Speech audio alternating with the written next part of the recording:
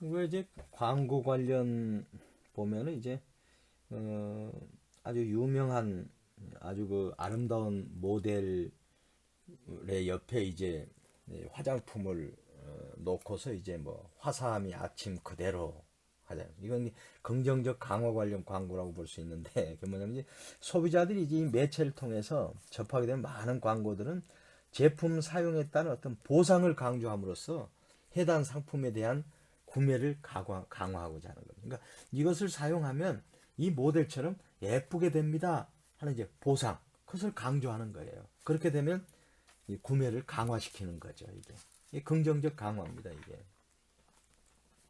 그 다음에 이제 긍정적 처벌 관련 강화는 뭐냐면 감소시키는 거죠. 긍정적 처벌은 감소. 그건 뭐냐면 이제 이 담배를 피우는데 이 담배를 몸으로 입으로 피우는 것 같지만 이 가슴으로 피우는 걸로 해가지고 당신이 담배를 피우면 당신의 폐를 태웁니다. 그래서 이게 이제 긍정적 처벌 관련 광고, 긍정적. 그러니까 바람직하지 않는 행동을 감소시키는 거죠. 이게 자극을 강하게 제시를 더해서. 그래서 이 긍정적 처벌. 그러니까 강화는 플러스, 처벌은 감소시키는 거. 이게 보시면 돼요. 그런 게 이제 긍정적 처벌 관련 광고. 그래서 광고 유형을 보면요, 긍정적 강화 관련 그게 굉장히 많죠. 근데 이런 긍정적 처벌 이런 것은 이제 뭡니까 이제 공기관, 정부나 이런 데서 하는 게 이제 긍정적 처벌 관련 광고가 많을 수 있고 대부분의 우리가 접하고 있는 광고는 긍정적 강화 관련 광고들입니다. 그 다음에 이번 강화 스케줄. 강화물은 어떤 행동을 형성하고 유지하는데 중요한 역할을 수행하지만 강화 스케줄에 따라서 학습의 속도라든가 패턴, 지속성 등이 달라진다. 그래서 강화 스케줄은 어떤 행동 이후에 나오는 강화물이 어떻게 제공되는가에 따라서 언제 어떻게 반응이 나타나는지를 결정하는 규칙을 말한다. 강화 스케줄은 크게 연속 강화하고 부분 강화로 구분된다. 그래서 연속 강화는 이게 continuous reinforcement 해가지고 전체 total reinforcement라고도 한다. 전체 강화라고도 한다. 그러니까 원하는 반응이 나타날 때마다 강화를 시키는 방법. 예를 한번 들어보죠. 어떤 기업이 여름 휴가 기간 동안에 자사 제품의 제품을 구매하는 모든 구매 고객에게 사은품을 계속적으로 주는 것은 구매라는 행동을 하면 반드시 보상이 주어진다는 것을 소비자들에게 인식시킴으로써 구매 행동을 증가시키는 거죠. 이게. 그럼 이제 강화물을 그러니까 뭐 상품권을 준다든가 이런 게 다 강화물 아닙니까? 그래서 연속 강화는 학습이 빠르게 이루어진다는 장점이 있지만 그 속도만큼 빠르게 소멸 과정도 일어난다는 단점이 있다. 그래서 이제 연속 강화를 제외한 모두는 이제 부분 강화로 한다. 부분 강화는 행동이 일어날 때마다 매번 강화가 주어지지 않는 경우로서, 그러니까 행동이 일어날 때마다 매번 강화를 주는 것은 연속 강화로 하는데, 이건 이제 연속 강화 끝나면 소멸도 끝난다 이거죠. 빨리 된다 이거죠. 근데 이제 연속 강화를 제외한 모든 강화는 부분 강화를 한다. 부분 강화. 부분 강화는 뭐냐면 행동이 일어날 때마다 매번 강화가 주어지지 않는 경우라 이거죠. 그래서 원하는 반응이 나타났을 때 강화를 받기도 하지만 때로는 강화를 받지 않을 수도 있다. 부분 강화는 비율과 간격, 고정과 변동의 네 가지 형태로 이루어진다. 뭐냐면 또 이제 다 이게 뭡니까 우리 마케팅 일상생활에서 다 우리가 이게 겪고 있는 사항입니다. 이게 한번 보시죠. 뭐 고정 비율 강화. 고정 비율 강화는 Fixed Ratio Reinforcement인데 이거는 일정한 수의 반응이 나타난 후에 강화물이 제공되는 것을 의미한다. 그러니까 고정 비율 강화에서는 강화물을 받을 때까지 계속해서 반응을 해야 하는 거예요. 예를 들면 커피 전문점에서 회원카드를 발급해주고 고객이 한 번 방문할 때마다 확인하잖아요. 그러니까 10번째 방문 시에 커피 한 잔을 무료로 제공한다는 거. 그러면 해당 소비자들은 뭐죠? 해당 커피 전문점을 계속해서 이용하면 반응하면 보상을 받는다는 거죠. 이게 고정 비율 강화. 그러니까 10번 하면 얼마 한다. 무료로 준다든가 뭐 이런 거. 그러니까 이제 뭐 저 할리스 다이어리를 드린다는 그 광고를 보니까 있어요. 시즌에 음료 한 잔 포함해서 총 5잔의 음료를 구매할 경우에는 2015 할리스 다이어리를 드립니다 하는 것은 고정 비율 강화예요, 이게. 그러니까 5번을 여러분이 이용하면 내가 할리스 다이어리 좋은 걸 드리겠습니다. 5번 반응을 하라는 거죠, 이게. 그게 이제 고정 비율 강화입니다. 많이 흔히 보죠, 우리가 마케팅에서. 이게 저 옛날 그 마을 어귀에 치킨집 같은 데 보면은 그 표를 주지 않습니까? 도장을 찍어 주잖아요. 그런 걸 수첩에 넣어 놓고 다니다가 봐서 한 2번 남았네 그러면 2번 사 먹고 한 번 공짜로 먹잖아요. 그게 이제 고정 비율 강화입니다. 그다음에 이제 고정 간격 강화가 있어요. 이것은 이제 고정 비율은 레이쇼고 고정 간격은 이제 픽스드 인터벌입니다. 진짜. 간격을 강화해서 반응 수에 관계없이 일정 기간이 경과한 후 처음 나타나는 반응을 강화시키는 절차다. 예를 들면요. 1시간 간격으로 강화가 이루어지는 경우에 한 번 강화물을 받은 후 다음 강화물을 받기 위해서는 1시간이 지나야 된다 이거죠. 그래서 고정 비율 강화와 달리 두 강화 사이에 수행되는 반응의 수는 강화물 획득에 전혀 아무 관계가 없어요. 다만 1시간 후에 또 세일합니다. 그럼 1시간에 하는 거예요. 그게. 그래서 백화점 세일간의 마지막 날에 많이 방문하는 것은 다음번 세일 때까지 강화가 안 나타나지 않습니까? 그러니까 마지막 세일 때 사람들이 많이 나타난 거예요. 그래서 이 텀을 두고 인터벌을 두고 강화시킨다는 거거든요.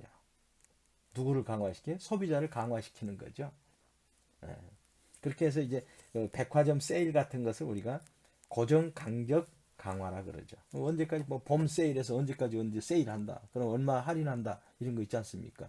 그건 내가 여러 번 산다고 해서 혜택이 많이 주어지는 게 아니고 고정 비율처럼 이것은 그 기간 내에 사면은 강화가 일어나서 어떻게 보면 좋은 결과로 물건을 싸게 살 수 있다. 뭐 이런 개념이죠. 그다음에 이제 변동 비율 강화가 있어요. 변동 비율 강화는 이제 variable ratio reinforcement인데 이것은 강화를 받기 위한 반응의 수가 매번 변한다는 것을 제외하면 고정 비율 강화와 동일합니다. 그러니까 이제 그 바뀌는 거죠. 반응의 수가 바뀌어요, 수시로. 그 뭐냐면 이제 반응 이후에 강화물을 받게 된다는 것은 분명하지만 강화물이 얼마나 많은 반응을 요구하는지는 알 수 없어요. 그러니까 1번의 반응 후에 강화물이 주어질 수 있고 10번의 반응 후에 강화물이 제공될 수도 있어요. 그러니까 강화물을 제공받는 비율은 이들 반응 수의 합을 강화의 수로 나눈 평균값이 된다. 그러니까 변동 비율 강화는 기업이 판촉 활동에서 찾을 수가 있어요. 예를 들어서 제품을 구매할 때마다 추첨을 통해서 사은품을 주는 거. 꽝이 나왔다 해도 다음에 또 사은품을 받을 수 있다고 기대하고 또 구매하는 거 아닙니까? 이게 이제 변동 비율 강화입니다. 이게. 그러니까 몇 번을 하면은 얼마 준다 이런 개념이 아니고요. 아니고 한 번에도 그게 나올 수도 있고 10번에도 나올 수도 있고 한번더 복골복이다.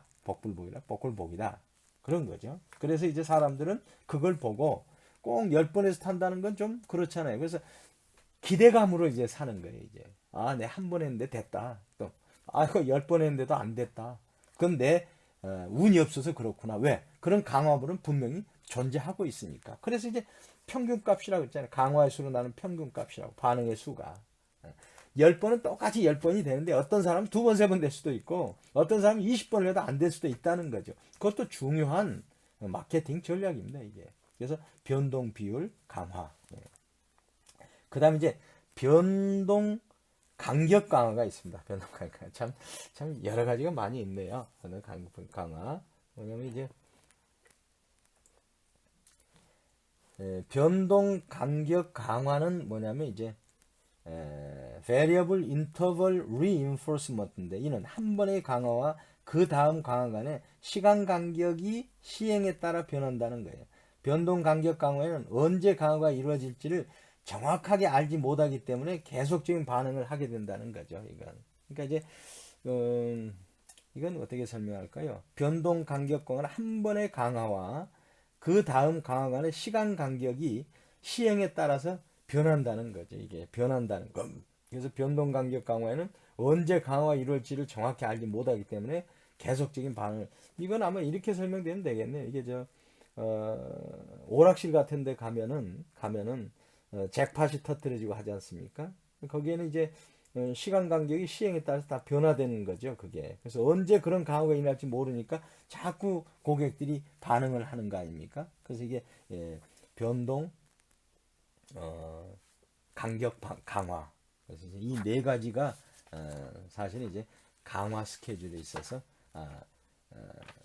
강화를 더 지속성 있고 그 다음에 더 효과적으로 만들어 준다 하는 그런 내용입니다. 그 다음에 이제 세 번째 조형화가 있네. 조형화. 그러니까 강화는 특정 행동의 발생 빈도가 어느 정도 존재하는 상황에서 그 행동이 나타날 때 적용할 수가 있는 거죠. 그렇죠. 강화는. 그러니까 예를 들면 10번 하면 뭐 준다든가, 그럼 1시간 후에 뭘 한다든가, 그 다음에 이제 몇 번 하면 준다는 건 없지만 분명히 한 번 넣든 10번 넣든 그게 터뜨려질 수 있다 하는 그거 아닙니까? 그래서 행동이 나타날 때 적용할 수 있고, 그러나 행동의 발생 빈도가 전혀 없는 경우에는 강화를 적용시키는 것이 쉽지 않다. 그렇죠. 어느 정도 그 행동 빈도가 나타날 수 있는 그런 환경이 돼야 하는 거지.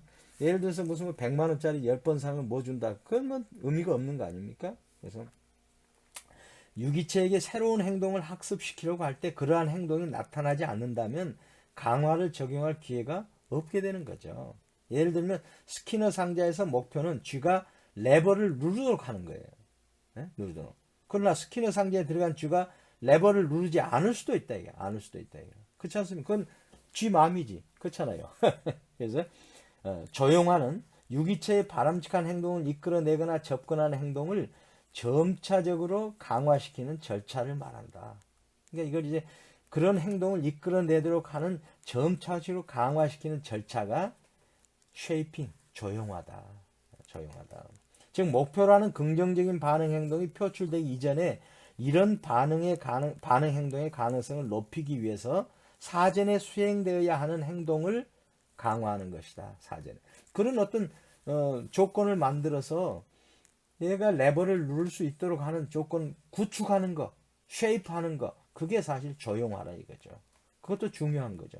현재 학습시키고자 하는 최종 목표 행동이 발생되지 않는다면 처음에는 목표 행동이 아니라도 이와 유사한 행동이 나오면 강화를 시작한다. 그리고 이러한 유사한 행동이 강화되어서 빈도가 증가하면 이 행동에 대해서는 강화를 중단하고 목표 행동과 더 유사한 행동에 대해서만 강화를 한다. 그리고 최종 목표 행동이 나올 때까지 이러한 과정을 반복하는 것이다. 예를 들어 보면요. 어린아이가 말을 배울 때 처음에는 엄마라는 발음을 정확히 하지 못하고 어와 같은 발음을 하더라도 안아주고 웃어주는 강화를 한다 이거죠. 비슷하니까. 비슷하니까. 그러면 어린아이가 어라는 소리를 내는 빈도가 증가하게 되겠죠. 그렇게 되면 이제 좀 더 시간이 지나면 엄이라는 발음을 하게 된다. 이때는 어라는 소리에 대해서는 더 이상 강화를 하지 않고 엄이라는 소리에 대해서만 강화를 해준다 이거죠. 이와 같은 차별 강화를 통해서 결국에는 엄마라는 발음을 하게 된다. 그게 이제 조용하다 이거죠. 조용화 원칙은 마케팅 담당자들에 의해서 원하는 소비자 행동을 이끌어내기 위하여 이용되어지고 있다. 굉장히 중요한 것 같아요. 조용화. 처음 개점한 점포에서 매장으로 들어서는 손님 누구누구에게나 사은품을 주는 것 볼 수 있죠. 이거. 그럼 점포의 최종 목표는 뭐죠? 고객의 제품 구매라는 행동이지만 이런 행동을 달성하기 위해서는 고객이 일단 어디 해야 돼요? 점포 안으로 유인해야 돼. 들어오셔야 되겠죠. 그 과정에 들어서게 하기 위해서 사은품을 준다 이겁니다. 그래서 사은품이라는 강화를 제공하여 고객이 점포 안에 일단 들어오면 그들이 점포에 들어오지 않았을 때보다 제품을 구매할 가능성이 높을까요? 낮을까요? 당연히 높아지겠죠. 그래서 조용화는 기대하는 행동 반응과 이를 이끌어내기 위해 제시된 자극 간의 관계가 복잡하기 때문에 반응 관계를 성공적으로 형성시키면서 기대하는 결과를 얻기 위해 사용된다 이거죠. 그래서 촉진의 수단으로 사용되는 미끼 상품, 루스 리더, 미끼 상품, 진열, 샘플 제공, 그 다음에 방문국에 무료로 음료나 간식을 제공한 것 등은 소비자가 특정 행동을 하도록 고안된 것들로 조용화의 원리를 이용한 마케팅 활동이다. 이렇게 우리가 볼 수 있는 거죠. 한번 이제 광고를 한번 볼게요. 자료에는 안 돼 있는데 교과서 보면 그림 4-9를 보면 조용화를 통한 행동 유발 효과입니다. 그 뭐냐면 끊임없는 반값 도전. 1등 이마트가 대한민국 물가를 내립니다. 그래가지고 이마트 반값 도전 TV 2탄 해가지고 42형 풀 HDTV를 76만 9천원에 냈다는 거거든요. 그러면 이 제품이 반값인데 다른 제품도 반값인 것처럼 효과가 있다는 거 아닙니까? 그래서 사람들이 이걸 보고 이마트는 반값을 싸게 주네 해가지고 다른 상품도 유사한 상품, 더 별개의 상품도 구매하기 위한 효과를 갖기 위해서 대표적인 거 하나 들어가지고 행동 유발을 시켜서 이게 구매자들에게 욕구를 유인한다. 이게 바로 조용화를 통한 행동 유발 광고입니다. 그래서 우리가 지금 이걸 공부를 쭉 해보면 굉장히 이 심리적인 부분을 깊게 마케팅해서 관여시키고 있다. 우리가 이렇게 이해를 할 수가 있어요.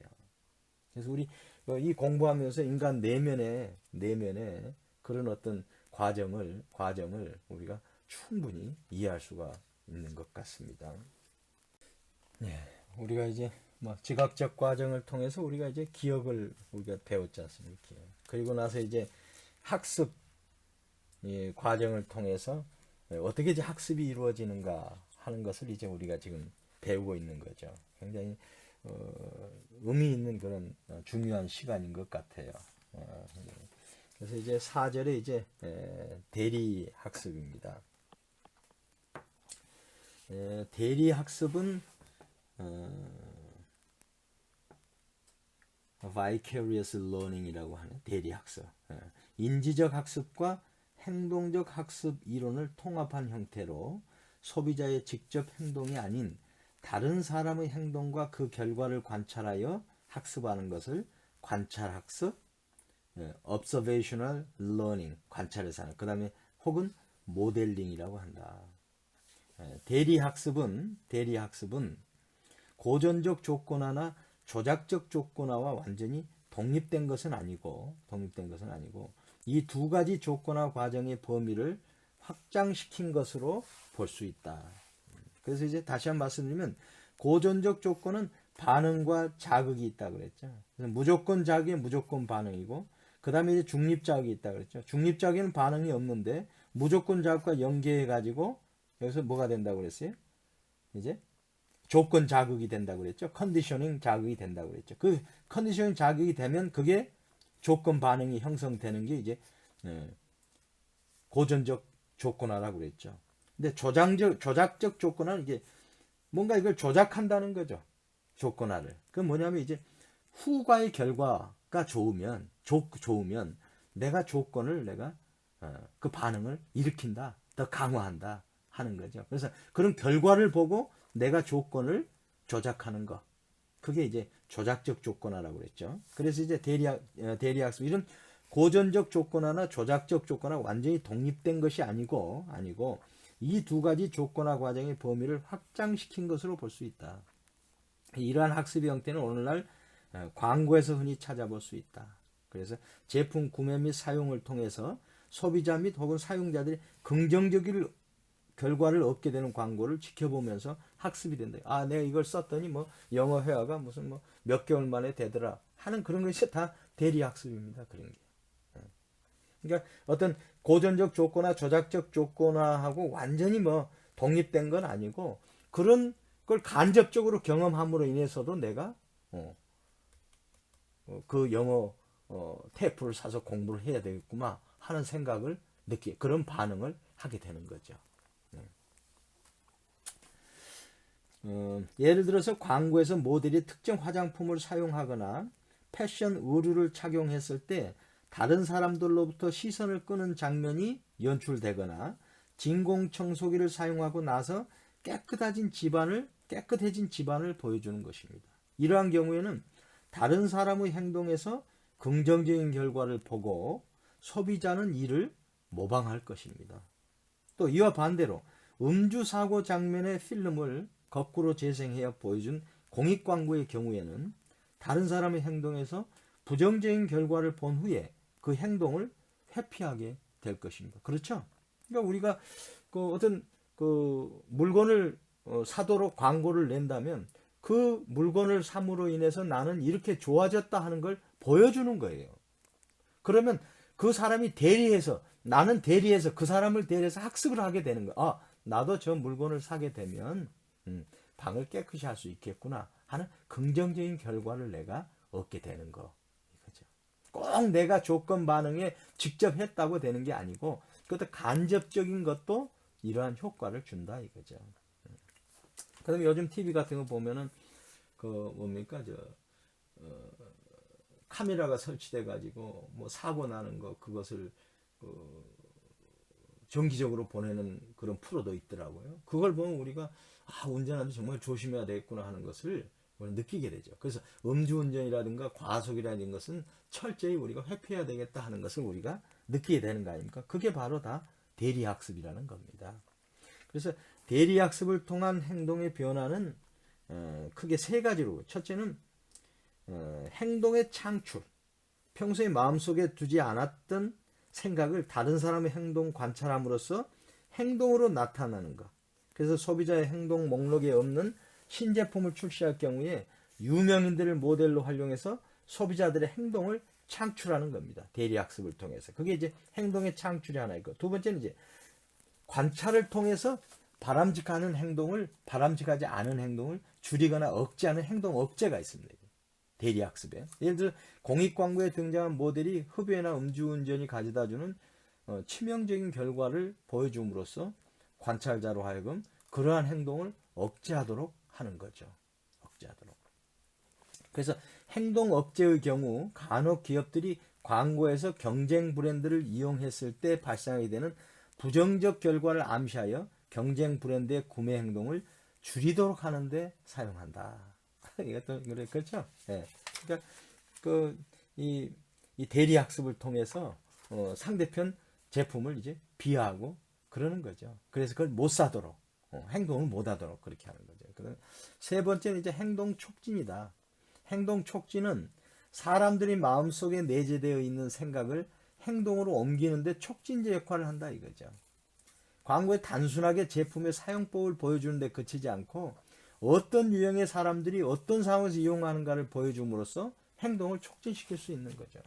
그래서 이제 노트북을 샀다, 아니면 무슨 다른 그런 IT 기기를 샀다 하는데 그 전문가가 그걸 웹툰 작가가 그걸 그리는데 그걸 사용하고 있더라 이거죠. 그러면 이제 그걸 이용해 가지고 내가 그걸 똑같이 사서 하려고 하는 그런 행동 촉진을 일으킨다 이거죠. 그 대리 학습이. 그래서 이런 것을 이제 광고에 활용하는데 행동의 창출이나 행동의 억제나 그 다음에 촉진 역할로, 행동 촉진 역할로 이걸 활용한다.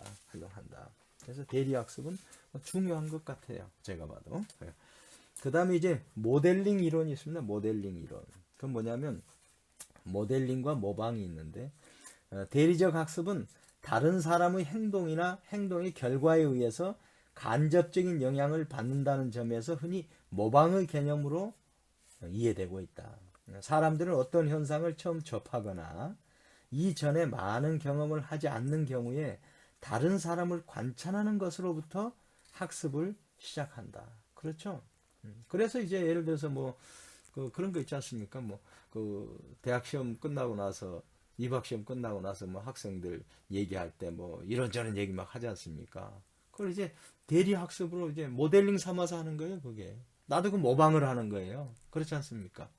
그런 게 학습을 시작하는 거예요. 예를 들면 어떤 사람이 처음으로 패스트푸드점에 갔을 때 메뉴를 어떻게 주문하고 어떤 순서로 절차가 진행되는지 모르기 때문에 다른 사람의 행동을 면밀히 관찰한 후에 주문을 하고 음식을 받아서 먹게 된다. 우리가 흔히 경험할 수 있는 거 아닙니까? 그래서 이때 관찰의 대상이 되는 사람은 모델의 역할을 하고 있는 거죠. 관찰자는 뭐죠? 모델의 행동을 모델링 혹은 모방하는 거죠. 그것도 있다. 사람들은 자신이 관찰하고자 하는 대상을 선택적으로 선정한다. 그렇죠. 선택. 누구나 다 뭐 내가 모델로 될 사람 아니죠. 내가 선택하는 거죠. 내 니즈하고 맞아야 되는 거죠. 그게. 그 대상은 주로 사회적으로 성공했다고 평가받는 사람이나 자신이 동일시하려고 하는 사람일 거다. 그렇죠. 그래서 광고에도 이런 걸 이제 이용하는 거죠.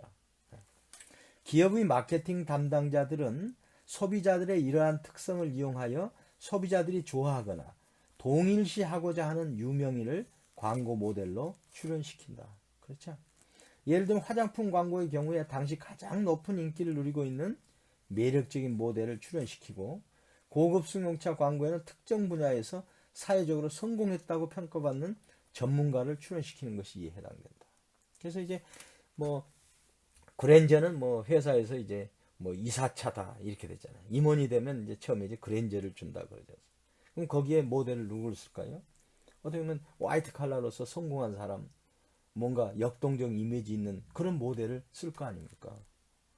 거기에 무슨 뭐 여성 모델을 쓰겠어요? 여성 모델도 물론 효과가 있겠죠. 그러나 가능한 역동적이다 뭐 할 때는 그 사회 출세했다 할 때는 거기에서 투영될 수 있는 그런 이미지의 모델을 써서 승용차 광고를 내보내겠죠. 이런 게 다 모델링, 모방. 이런 모방 혹은 동일시 성향은 상대적으로 성인보다는 어린이나 청소년 사이에 강하게 나타난다. 그러겠죠. 아직 이제 뭐랄까 자기의 어떤 주체나 이런 게 완전히 정립이 안 된 그런 상황에서만 나타나겠죠. 그래서 어린이나 청소년은 어른에 비해서 어떤 현상을 많이 경험해 보지 않았기 때문에 자신이 관찰하는 대상을 통해서 행동적 단서를 얻는 경향이 높다. 그래서 우리가 어린이 때 위인전을 많이 보게 한 게 바로 이런 효과가 있습니다. 우리가 나이 들어서 이제 위인전을 보면 좀 좀 유치하다 그럴까요? 그 다음에 거기에 자체에서 비판하려고 하고, 지가 판단하려고 하지, 그걸 받아들이려고 하질 않아요. 그게 이제 그런 방해 기제가 우리 머릿속에 이미 있는 거예요, 그게. 그러니까 내 기존의 기억들이 그것을 받아들이는 걸 방해하는 거예요. 이것도 사실 우리 배운 내용과 비슷하잖아요. 근데 어린이들은 그런 수용성이 강해요. 수용성이. 왜? 내 머릿속에 저장되어 있는 지식이라는 경험이 성인보다는 많지 않거든요. 근데 그럴 때 집중적으로 이런 모델링 효과라든가 이런 걸 통해서 대리학습 이런 걸 통해서 자기의 가치관 내지는 성장기에 필요한 자양분을 얻어야 되는 거예요. 그럴 때 이제 그런 어린이들이 보고 자라서 정말 민주 시민이 되는 거죠. 그래서 이제 밥상머리 교육이 중요하다는 게 그런 거예요. 부모가, 그다음 조부모가 함께 식사하면서 거기서 나오는 대화, 거기서 나온 분위기, 뭐 이런 게 다 합해졌을 때 이 어린이가 바람직한 과정의 성장 과정이 들어서는 거죠. 저는 참 그런 게 안타까워요. 요즘 보면은 가정교육이 거의 뭐랄까 무너졌다 그럴까? 좀 심하게 얘기하면 그런 걸 많이 느껴요. 예를 들어서 고3 학생이 공부해야 되는데 뭐 제사 지낸다? 야 너는 오지 마. 공부해. 부모가 그렇게 얘기하면 조상 모시는 것을 별로 중요치 않게 느낄 거 아니에요. 그럼 그런 의식을 어려서 가지고 있다면 성장해서 조상을 모셔야 된다 하는 그런 새로운 가치관이 들어오면 바로 그것을 이 기존에 가지고 있는 기억이 그것을 못 오게 막아버리는 거예요. 공부만 최고인 걸로 아는 거죠. 그러니까 인성이 부족해지는 거 아닙니까? 그래서 밥상머리 교육이 굉장히 중요해요. 그래서 유태인들은 항상 저녁은 같이 먹는다잖아요. 저녁 시간은 우리 가족을 위한 시간이다. 그러면서 가족의 전통, 그 다음에 문화, 가치관 이런 것을 다 자녀한테 물려주는 거예요. 그러니까 유태인들이 인구는 얼마 되지 않지만 전 세계 각 분야마다의 유명한 사람은 대부분 유태인이라고 해도 과언이 아니잖아요.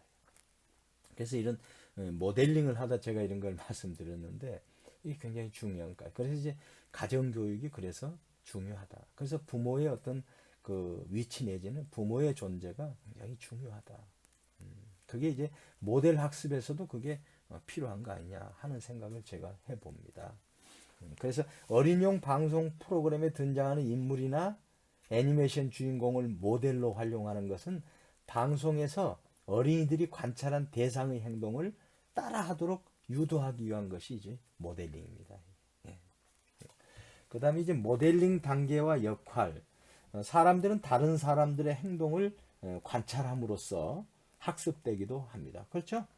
예를 들면 TV 자선기부 프로그램에서 유명인이 출연해가지고 자선에 대해 이야기하고 실제로 모금함에 돈을 기부하는 것을 보여주는 것은 시청자들로 하여금 그러한 행동을 이끌어내기 위한 것이죠.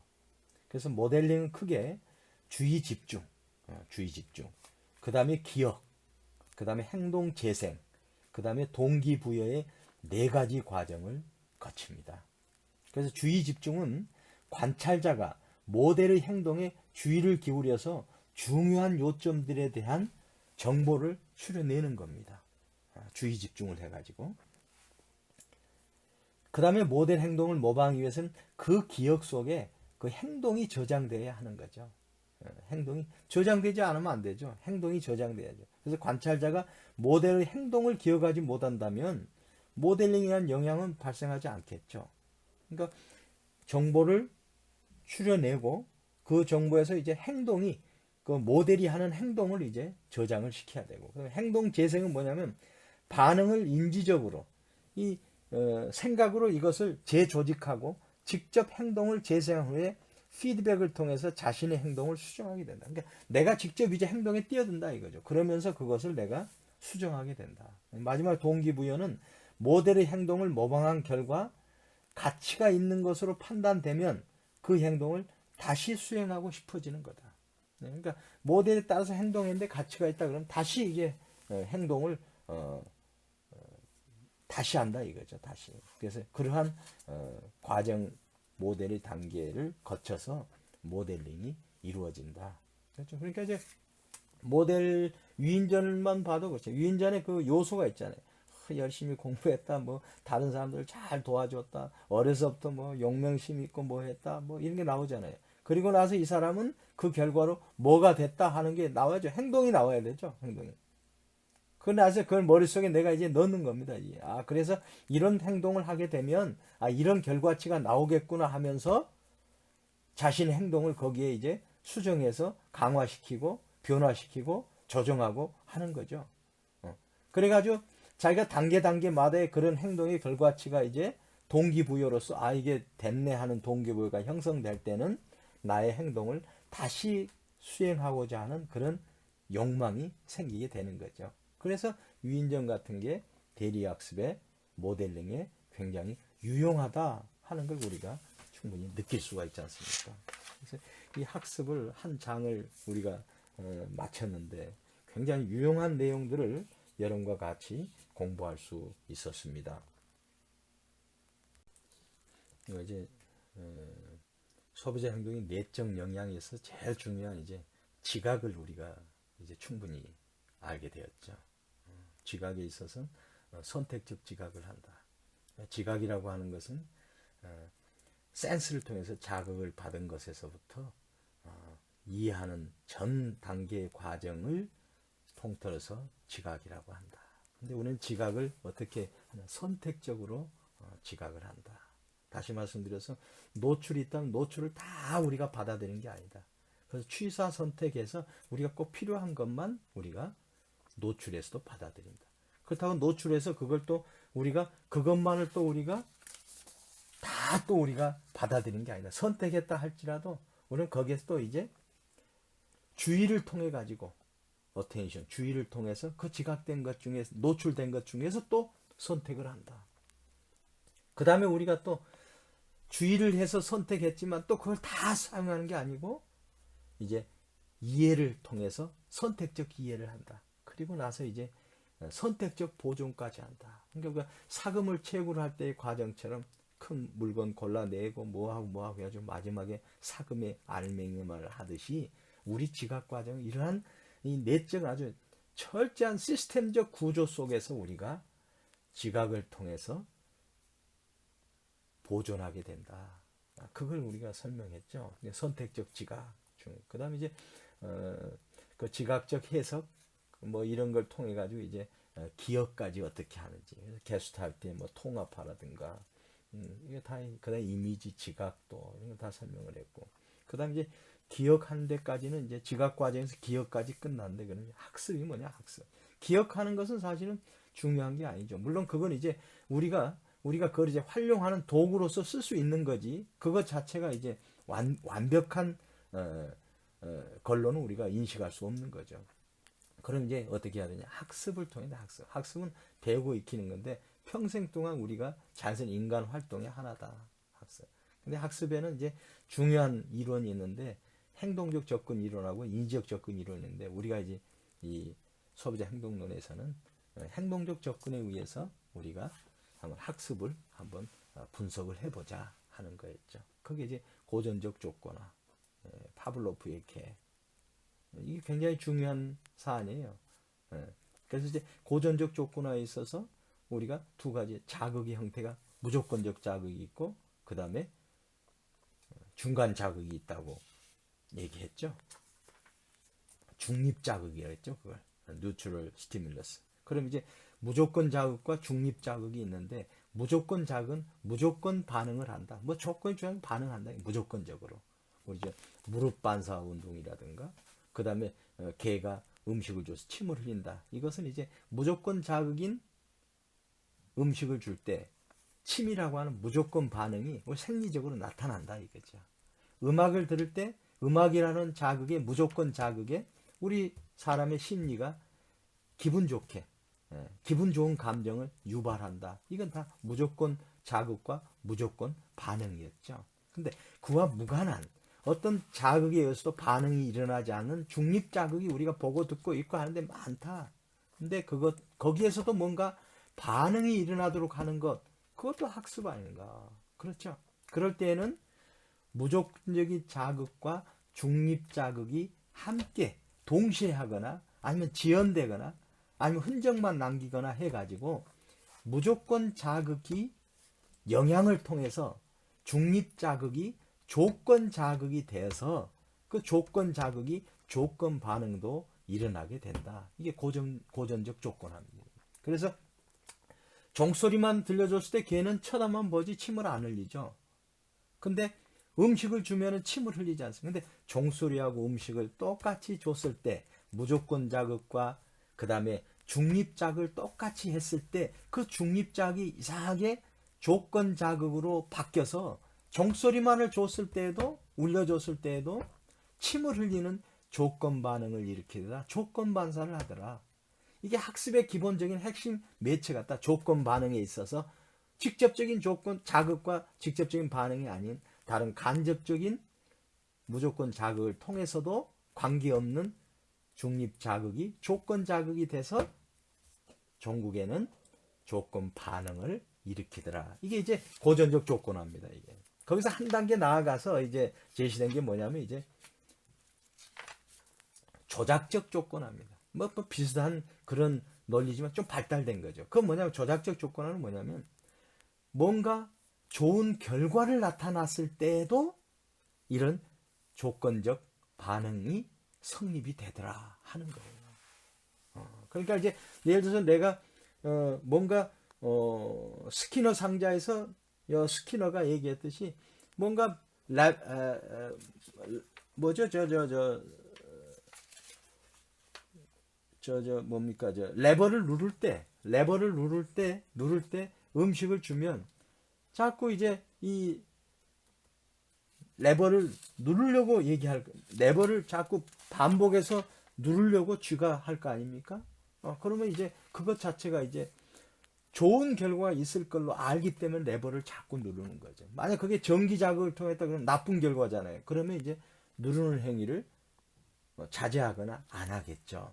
그런 게 이제 조작적 조건. 오퍼런트 컨디셔닝이라는 이게 조작적 조건화. 그래서 이 두 가지 중요한 조건화와 관련된 학습 이론을 제가 설명을 드렸고요. 그럼 이제 뭐 그다음에 또 이제 대리 학습도 중요한 거죠. 대리 학습.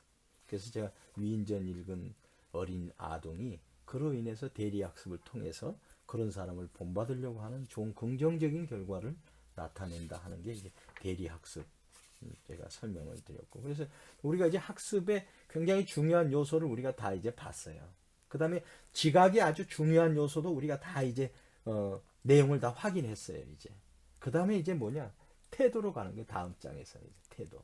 태도는 이제 구축된 겁니다. 그걸 이제 유형화시키는 겁니다. 이제 우리 머릿속에 물론 추상화지만 추상적 유형화가 만들어지는 거예요. 태도가 이제 거기에서 이제 그 태도에 따라서 나의 의사 결정이 다 이루어지는 거죠. 그래서 이제 소비자의 내적 영향 요인이 굉장히 중요하고요. 그 다음에 여기에 있어서 학습이 굉장히 중요하다. 그 중에서도 이제 이 누구죠?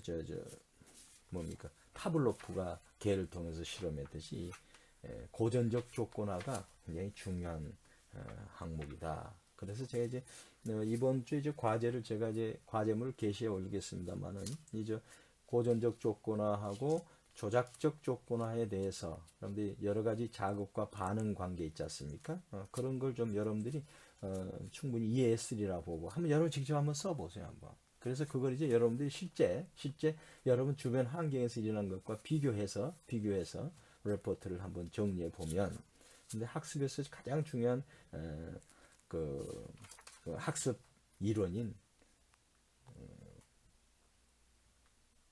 이 행동적 접근 이론에 대해서 파블로프의 고전적 조건화에 대해서 여러분들이 다시 한번 충분히 리마인드 할 수 있겠고, 그 다음에 스키너의 조작적 조건화도 여러분들이 충분히 이해를 하면서 그와 같은 사례도 충분히 도출할 수 있다고 제가 판단이 되거든요. 그래서 그와 관련된 과제를 제가 준비해서 올리도록 그렇게 하겠습니다. 그래서 이제 이렇게 되면 이제 태도가 끝나면 이제 아마 개성과 라이프 스타일까지 하면은 이제 중간고사가 있겠네요. 그래서 이제 우리 소비자의 내적 영향 요인, 소비자 행동의 내적 영향 요인을 다 마무리하고 중간고사를 볼 수 있을 것 같습니다. 사실 그게 제일 중요합니다. 이게 다 기반이 돼서 이제 나중에 이제 우리가 중간고사 끝나고는 이제 소비자 의사 결정, 그 다음에 이제 뭐 소비자 행동의 외적 영향 요인, 이런 것을 우리가 공부하게 되는 거죠. 제일 중요한 건 아무튼 이제 소비자 행동과 심리에서 제일 중요한 것을 우리가 중간고사 전에 다 마무리할 수 있는 겁니다. 그래서 제가 이게 일관성이 있어야 되거든요. 이제 공부라고 하는 건. 그래서 제가 자꾸 지각 부분을 다시 한번 여러분한테 이제 복습을 하고 다시 한번 복습하고 한 이유도 쭉 연관이 돼 있기 때문에 그렇습니다. 그래서 여러분들 이걸 공부할 때 소비자 행동의 내적 영향 요인 하면은 지각부터 쭉 노출에서부터 쉽게 말하면 오감을 이용한 노출에서 쭉 연장선상으로 우리 여러분들이 가지를 만들어 놓는 겁니다. 그렇죠? 그리고 나서 이제 학습까지 오고 태도까지 가면 여러분들이 내적인 어떤 심리 흐름을 다 여러분들이 분석할 수 있는 거죠. 그럼 이제 소비자 행동과 심리의 내적 영향 요인 끝난 거죠. 외적 영향 요인 이것은 사실은 일반적으로 우리가 다 확인할 수 있는 거예요. 그냥 상식선에서 우리가 다 확인할 수 있는 거예요. 의사결정도 사실은 다 이런 내적 기반에 근거해서 하는 거 아닙니까? 그래서 이제 지금 중간고사 전까지의 이 소비자 행동이 굉장히 중요하다. 저는 이 소비자 행동을 통해서 여러 가지 어떤 그 심리학자들이나 이런 분들이 내는 이론을 우리가 공부하면서 이 꼭 소비자 행동뿐만이 아닌 우리의 일상적인 어떤 그 뭐라 그럴까요? 일상적인 어떤 상황에서도 충분히 적용이 가능한 그런 모델들이고 그러한 학습이다. 저는 이렇게 보거든요. 아무튼 여러분도 그러한 의미로 여러분들 이해하고 이 내용들을 충분히 숙지했으면 하는 그런 바람입니다. 그래서 오늘은 시간을 조금 줄였는데 여러분들이 이제 그 과제물 관련해 가지고 좀 더 한번 공부하라고 시간을 좀 줄였습니다. 그러니까 그 과제물을 한번 다시 한번 강의 노트를 한번 보시고 해서 여러분들이 이제 내용을 다시 한번 숙지한 다음에 과제물을 작성해서 제출하면 큰 무리가 없을 것 같습니다. 아무튼 이상으로서 이제 5주차 강의를 마치겠습니다. 마칠 때 항상 하는 게 있죠. 영국의 유명한 교육 철학자인 허버트 스펜서 경인 The great aim of the education is not knowledge but action. 교육의 위대한 목표는 지식이 아니라 행동이다. 안다는 것 자체는 행동으로 표출하지 않을 때는 아무런 의미가 없는 겁니다. 그렇지 않습니까? 그걸 행동화했을 때 결과로서 나타나는 것. 그래서 그게 중요한 거죠, 교육은. 그래서 난 여러분 항상 이 중요한 명구를 항상 간직해서 여러분들이 교육 하나하나에 꼭 신경을 썼으면 하는 그런 바람을 가져봅니다. 물론 소비자 행동뿐만이 아니고 모든 과목에 있어서 여러분들이 배우는 것, 직접적으로 학교에서 배우는 지식도 중요하지만 간접적으로 배우는 것도 굉장히 중요합니다. 그런 것도 다 지식이죠. 그것도 다 학습이죠, 사실은. 네. 그런 것을 다 여러분들이 머릿속에 간직하고 그걸 또 체화해서 결론적으로 그 이제 행동에 옮겨 놓는 거. 우리가 이제 기억에서 보면은 운용 기억하고 그 단기 기억하고 장기 기억이 있지 않습니까? 그럼 이제 장기 기억을 강화한 게 학습이라든가 리허설이라든가 뭐 이런 걸 통해서 이제 자꾸 강화시키죠. 그리고 이제 운용 기억으로 이걸 자꾸 끄집어냈다 다시 드러냈다 하는 과정을 해야 되거든요. 그게 다 우리가 이제 운용 기억의 활용이 어떻게 보면 행동이라고 보면 돼요. 그거는. 근데 행동을 하면은 그런 기억 과정도 더 강화가 된다는 거 우리 배워서 알지 않습니까? 그래서 행동이 중요하다. 행동. 그래서 여러분의 오늘의 행동이 여러분의 앞으로의 미래를 좌우한다 하는 걸 명심하시고 그런 교육의 목표가 행동이구나 하는 것을 다시 한번 여러분들이 인식하는 시간이 됐으면 합니다. 5주차 강의 마치겠습니다. 감사합니다.